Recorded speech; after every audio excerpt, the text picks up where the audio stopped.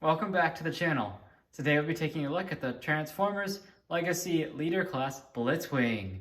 I thank you very much for tuning into this review, pardon the pun. And today, we'll take a look at this awesome new release from Hasbro. I think another great addition to their Legacy line, and we'll start off with a look at Blitzwing in tank mode. But before we do that, let's look at the packaging very quickly. Our typical Legacy looks. Some figures on the side there, you can see all those alt modes and some of the random integrations of some of his, I think, fairly random accessories, but we'll get into that later. Cool pictures of his alt mode there, alt modes, and yeah, that's it for the box. So here is Blitzwing in his tank mode as he comes packaged, and yeah, I think he looks pretty awesome, very accurate to what we see in the cartoon, and of course, still very faithful to that original G1 toy. So he has these massive missile launcher thingies here. These are, I think, a pretty dumb accessory and somewhat of a lame excuse to get him into the leader class price point, because these are just big, thick pieces of transparent plastic that have a lot of paint on them. I find these are mostly useless and are very hard to actually use on either mode, as they don't attach very well. So you can integrate them on tank mode like I had them. So to do that, they come packaged. I'll show in a second how they actually come in the packaging. But you can see you get a little slot here on the underside and a little tab here that go into a slot and tab there.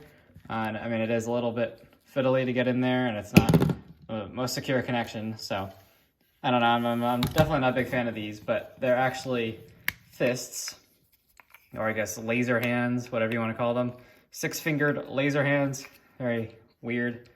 I think maybe he used these once in the G1 cartoon, but you do get articulation like that, and they do rotate. So yeah, we'll get into the integration of that in robot mode when we get to that part of the review. Just get these all set up for that, and set those to the side. But yeah, here's his base tank mode. Looks very nice. Lots of nice detail on him. Definitely makes him look like a tank, albeit like a jet weird tank. But that's what the original toy was. So hey, did a pretty stellar job, I would say. He is a hefty figure, definitely very dense indeed in every mode. Doesn't have any gaps really. So yeah, pretty nice looking tank. And then you can see how he packs away underneath. So yeah, pretty dense, solid figure. Now, in terms of tank, I guess, articulation, you do get full 360 here out of the turret, and the barrel can click into 2 positions there in ratchet, so you either get kind of a very high launching position or a straight down. I actually don't like that that's a ratchet joint, as you can't get like anything in between. It doesn't really want to stay. But still, great tank mode for sure. To bring in some comparisons here. Other tanks, we have, of course, the G2 Megatron and Warpath. 2 other tanks from the War for Cybertron line. And so here's how he scales. Remember, this guy is a leader class, whereas this guy is a Voyager. So, you can see Megatron here is a lot bigger overall as a tank. But he is, maybe half the weight, I would say. Maybe even less, but there's that comparison, just overall size. He is a good bit smaller than a Voyager class tank.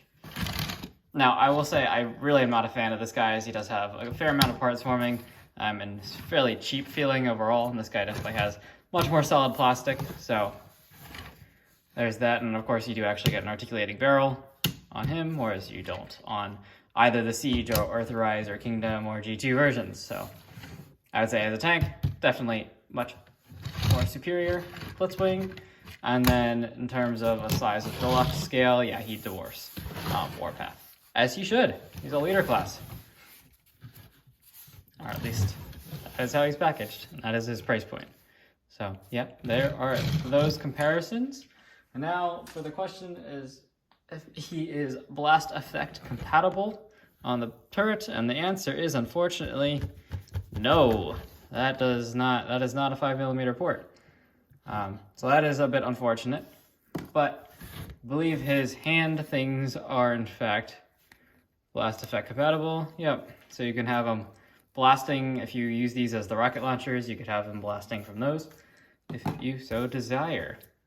And we can briefly go over weapons integration in this mode. So you can store, as you saw, you could store his big guns up top here, and then, or hand fist thingies.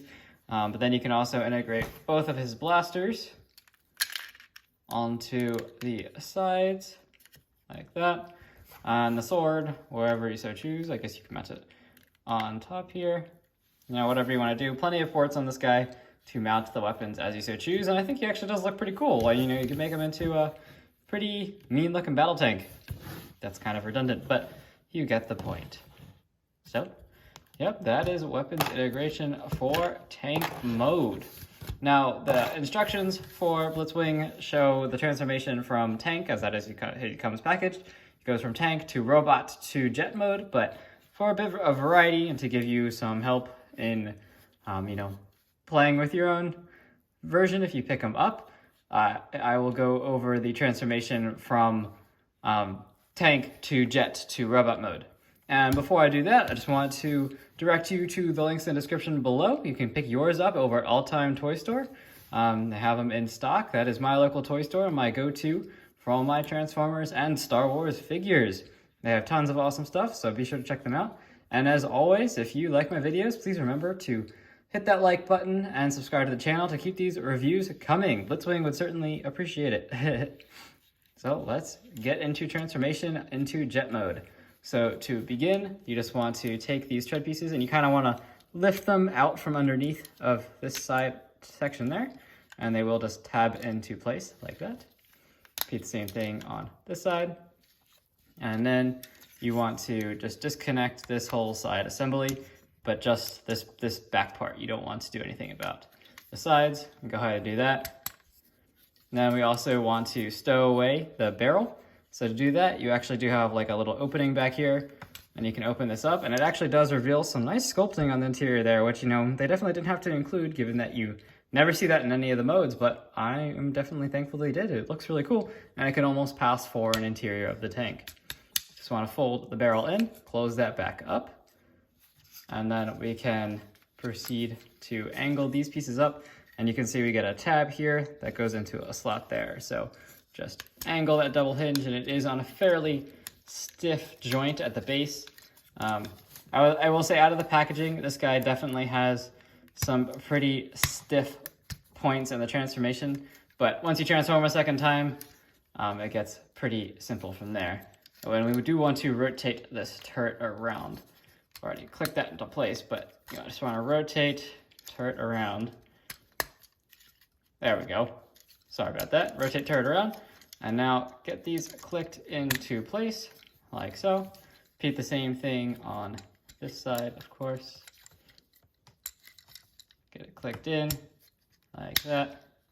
Nice and solid. And then just take these wings, and they will just collapse down, and there's a little tab and slot that automatically lines up on each side.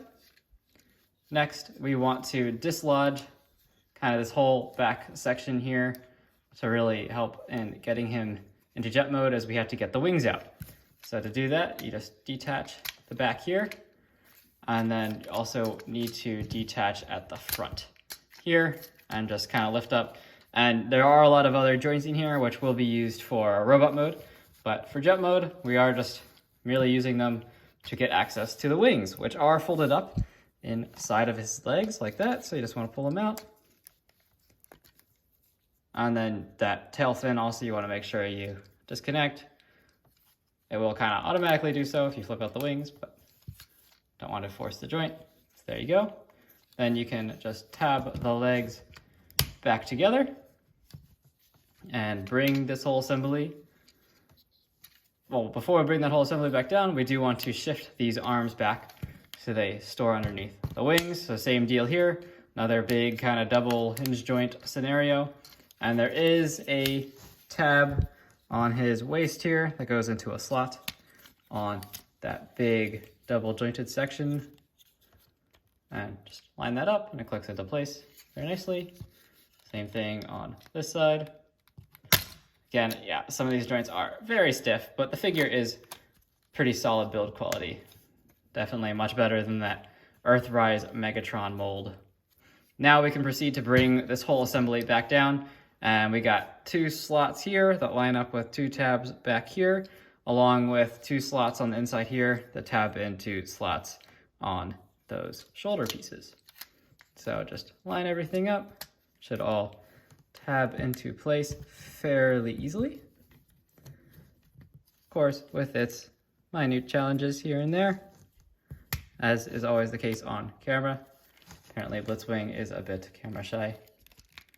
Just want to compress all that down, line up all those slots and tabs, and then we do, before we close this piece up, we need to pull out the nose cone. So this is probably the trickiest step, as this cone is, I think, very hard to get out, at least on my copy. I like to take the sword, which is of a flexible plastic, but it does the trick enough to get it out. And that way the paint doesn't rub off. So we just pull out that nose cone, flip down the bottom cockpit, I guess, and get everything squeezed back up in there. And then we do want to take this turret and shift it back, and it'll get some extra slots back here. Line all that up. And for some finishing touches for jet mode, just want to flip out these top pieces. And that completes jet mode, I believe, yep. So here is Blitzwing and his rather obtuse jet mode. Definitely a bit of a thick jet, for sure. But I like him, definitely like him. It definitely reminds me of the G1 cartoon and his original toy incarnation, for sure. He's always had that kind of, you know, looks like a tank strapped to a jet mode, as that is what he is. But again, there's lots of nice paint apps on this guy. We got some of the yellow throughout, lots of silver paint apps throughout. I really like how the Decepticon logo here has been painted into the mold detailing. Looks really good. Again, a lot more silver, some yellow, another Decepticon emblem. Tails are all painted silver. And yeah, and there's the tank turret on the bottom, but he does have this forward gun. And he does also have a singular landing gear, which is a bit strange. Doesn't have any rear landing gear, just a front landing gear. That is giving me some problems to get up, but it does come out fairly easily. There we go. There's the front landing gear, and it does support his weight. But there aren't any back landing gear, as he just kind of rests on parts of the turret. So that is him in his jet mode. And you can, of course, take his accessories and store them as you so choose. I believe the instructions show you can put now guns under there, under the wings, to kind of look like, almost like they're wing mounted. Get that in. And you can take the sword, plug it in, I guess, wherever you want. Maybe on this wing here. It doesn't really fit, but you get the point. And then with these big hand thingies, there is a way in the instructions to plug them onto the back, but I think that looks really dumb, and I can't really figure out how it's supposed to work, because it doesn't seem to stay on my copy, and I think those are a useless piece of accessory that is just an excuse to get him into the leader class price point. And I'll be sure to touch base on my opinions of his price point in the closing comments, but for now, let's take a look and accept him for what he is. And yeah, I think he's turned out really nice in the jet mode. But some nice sculpted in detail there on the engines, like we see in tank mode. And lots of nice looks on the wings. Very nice. He's got this weird double cockpit thing going on. But that was the original one too. And some nice kind of like warning things underneath. Lots of sculpted in detail. So for some size comparisons, we got a Seeker. See how they stack up. Skywarp, Earthrise, Skywarp. You can see, again, he is a lot smaller than a Voyager class jet. A lot smaller. Very compact, but again, twice the weight. Very dense figure, very dense. So that is how they stack up. There. And just for fun, here is, he's not going to even fit, But there is another leader class. It's probably the biggest of the leader classes, being Jetfire, and he dwarfs all of them. So there you go for that. Now also in Jet mode, there aren't really any ways to incorporate blast effects, sadly. You can't do anything with his engines, so there's no 5mm port, but I'm honestly not too upset by that, as there is nice sculpted in detail in there. So it looks pretty good. The guns do just barely accept 5mm blast effects, so you can do that.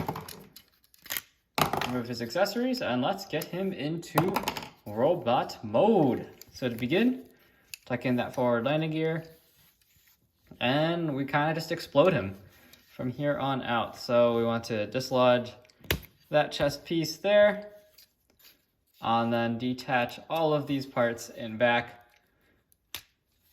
so we can separate this whole section.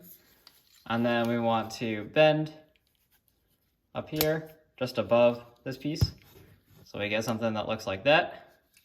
And you will want to fold out the wings here, but otherwise this is his backpack, and that is done for his backpack.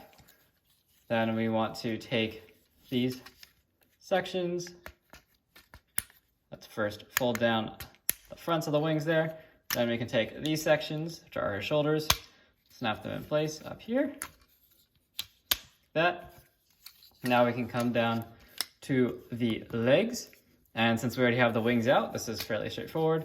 Just go ahead and separate the legs and then pull out. And there's a double hinge joint in each one, and it should snap in once down there, and then pull back, snap in twice. And I will say, when I got this guy out of the package, this was exceptionally hard to do. It required quite a bit of pressure until I could actually get those to snap in, kind of similar to the Kingdom Air Razor figures. That joint was a bit tough, but I don't see any stress marks, so we're pretty good after that. And it's just that initial, out of the box kind of situation going on there. But once you do it a few times, it does work very well. So once you get those leg pieces done, then we can just fold these wing panels back in. And this technique has been used on a few third-party figures, such as the New Age Seekers. They all do this kind of wing fold thing. Theirs are a little bit more complicated, but it's that gist, and I think it looks really good. And it's a really awesome way to completely disguise the wings. So just fold all that up. And there are some tabs on the inside of the wings that just should line up with everything as you tab everything in place.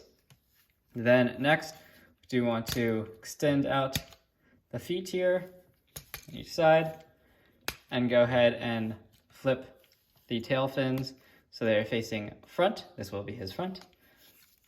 Do the same thing on the side. And then the tail fins tab in there, and it does all tab in very securely. Now we can finish up with his upper body here. You want to go ahead and dislodge this front piece, and then we want to open up this top cockpit again and fold in the nose cone until it clicks into place. Then close the cockpit down, and then we need to rotate the other way to get his head out, and then snap that piece back in. Now we want to come to the backpack and use that double hinge joint to get this whole top section over top. And then this is his chest piece, and so we want that to fold down in front. It should all tab in place like that. And then just bring all this down, make sure all of that is nice and secure. And this will just kind of rest on his back like that, but the way the joints lock, it is pretty secure. Next, just want to finish up by doing his arms. So you just want to take these pieces, rotate them around, and then rotate around here. Now we want to flip out the fists, and then this panel will come in and cover that gap, which is very nice. I think a very clever use of that panel from tank mode. Do the same thing, of course, on the opposite side. Rotate around and flip out that fist. And then just flip this inside. And here we have Blitzwing all transformed into his pretty stellar looking robot mode. I gotta say, this is pretty straight out of the G1 cartoon. You know, obviously a little bit stylized with some extra detail, but he looks pretty sweet. You can see even more paint apps now that he's transformed. You got all the silver here on the thighs, nice silver on the abdomen there. And yeah, he compacts really nicely. He is plastered in Decepticon logos because of his triple changer ability. And yeah, he looks pretty sweet. Very nice head sculpt here, picked out in a very nice yellow. The nice red visor and silver faceplate, completely painted, which is really nice to see. Again, some nice yellow here. Highlights, I really like how this chest piece comes over and conceals that whole nose cone piece. It's like a whole new plate. So I think that's very seamlessly integrated. And again, nice sculpting all the way down the figure. Most of this we do see in all the modes. And it is pretty neat how the exhausts do separate to form the feet. So definitely very nice looking indeed. In terms of articulation, this guy's pretty darn good for a triple changer. He's got, starting at the head, no ball joint, so you can rock side to side, look down, look up, and do the full 360. Then at the shoulders, we do get this, you can move this panel out of the way to get a full range of motion forward. And I mean, because of his backpack and also the way the shoulder works, it does kind of stop right there. He can't really move his arm much further backwards, and this piece does not articulate because of transformation. So you really only get that forward movement, but given he's got all this backpack and has 3 modes, I'm not too bummed about that, as he does look awesome. Then at the elbow, we do get 90 degrees. And then at the wrist, we do get wrist articulation, which has been absent on a lot of Voyagers lately, which is too bad. But on this guy being a leader, at least they gave us that. I would have liked to see opening and closing hands, to be honest, but still not bad at all. Then he does have full 360 unhindered rotation at the waist. And then he does have these panels, so he can kick forward all the way to 90. He cannot kick back really at all, which is unfortunate. Can get him like maybe to there. He can almost do the full splits there. And then he does have past 90 there at the knee. Very nice range of motion and all that nice sculpted in detail inside of the knee so that it fills out. It's very nicely done. And then he does have ankle tilt to that degree. You can break his ankle, I guess, to 90 degrees. And then you can exploit some of the transformation pieces here in the foot to get some other ranges of motion in the toes and the heel, if you so desire. So definitely pretty posable figure for his size. I'll say stability-wise, he's not the greatest, as he is a bit back-heavy. He does have a tendency to want to flop over. And I do kind of wish he had maybe some strong ratchet joints here up at the upper legs, as those do, as you can see as I'm moving around, do kind of want to fall backwards, or maybe at the knees too. But you could actually tighten these joints with a screwdriver if you wanted to, and they aren't really that loose. You can get him to hold a pose. No problem, those legs aren't going anywhere. So definitely very nice figure. And then as was showcased earlier, you do get these 2 blasters, which I guess I haven't really shown up close. So there's blasters, pretty simple, nice molded detail. You got 3 5mm ports on there, and they are blast effect compatible. So you do get 2 of those, they're exactly the same. You do get the sword, the base, as well, it's all molded in a kind of flexible-ish plastic, but it's been picked out in a very nice silver paint. There's that. I do have some excess paint on mine, but not a big deal in my opinion. And then you do get these big battle hand, laser hand things. So to integrate these into robot mode, the instructions kind of show to angle his hands inwards like this, and then to slide this thing over like that. So you get big laser hand. You can do the same thing on the other side, and it does have like a cutout in here for the panel. And I mean, yeah, it is fairly secure, but is that neat? I'm not really sure. That's a matter of how devoted I guess you are to the G1 cartoon and that particular episode in which he uses his laser hands. So I think this is kind of a waste of money. I would have liked to see him come in, more around the Voyager class price point, and they just could have omitted these parts opposed to trying to make him a leader and adding in all these extra parts. As it's just excess transparent plastic that I think is kind of a waste. And they're kind of a pain to get on and off and do significantly hinder his elbow articulation as a whole. And they do kind of actually just hinder his whole arm articulation, as they do kind of block these panels from moving up and down. So definitely not great accessories in my opinion. I'm not a fan of those at all. But his blasters are nice and certainly look good. Get these on here. There's one blaster. Here is the other blaster. Port in very nicely. You can have him gunning down the Autobots. Looks pretty cool indeed, and you can store his weapons on any of the 3 5mm ports in back here. So you can take the sword and store it on there. Well, that one in particular is a bit tight, but there it goes. So you can store the sword, you can store the guns, however you want. Lots of options indeed, and you can also make use of these pegs here on the bottom, the inside of those wing pieces, I guess, but on the tops of his legs, if you wanted to. And just for a look with his sword, which also does have a 5mm port on this side for weapon storage, is with his sword. Looking cool. Blitzwing looks cool. Might be dumb, but he looks cool. Indeed, that is his character. And let's take a look at some size comparisons. Set him off to the side here. Bring in Voyager class Netflix Megatron. Well, does have a standing issue, but there he is. And yep, in terms of height, Blitzwing, let's get these weapons out of the way. You can see the height. Blitzwing does come in a bit shorter, which is cartoon accurate. However, it does beg the question of why is he a leader class? So for height wise, get you standing as tall as possible here, Blitzwing. There is that comparison. You can see Megatron does still kind of tower over him, can look down to look him in the eyes. So there is that comparison. Then for Voyager class, another Voyager class comparison, here is Starscream.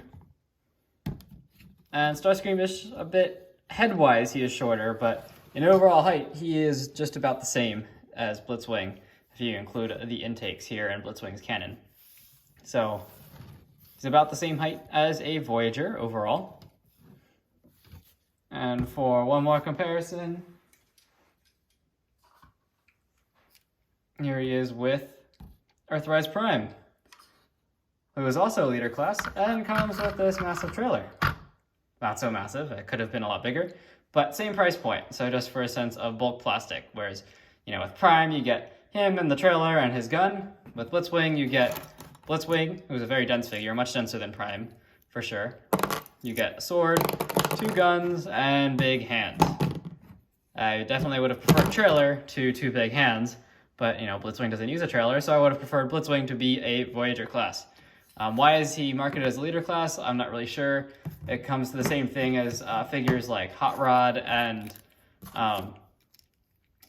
who's the other one who's been released recently, but figures along those lines, which are, you know, they're definitely of a smaller class. Hot Rod is definitely a deluxe class figure, that's his size, but they package in all sorts of accessories that throw him into the Voyager price point just in terms of plastic and paint.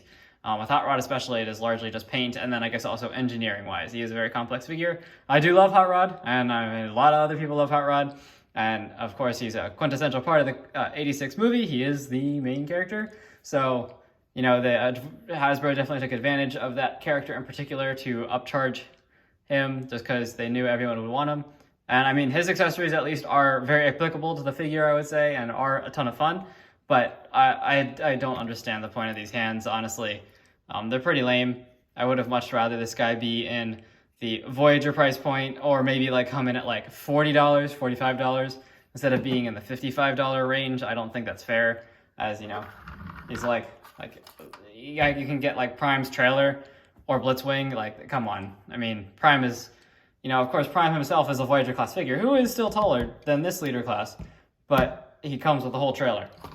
So you know, Prime kind of wins there on being an actual leader class.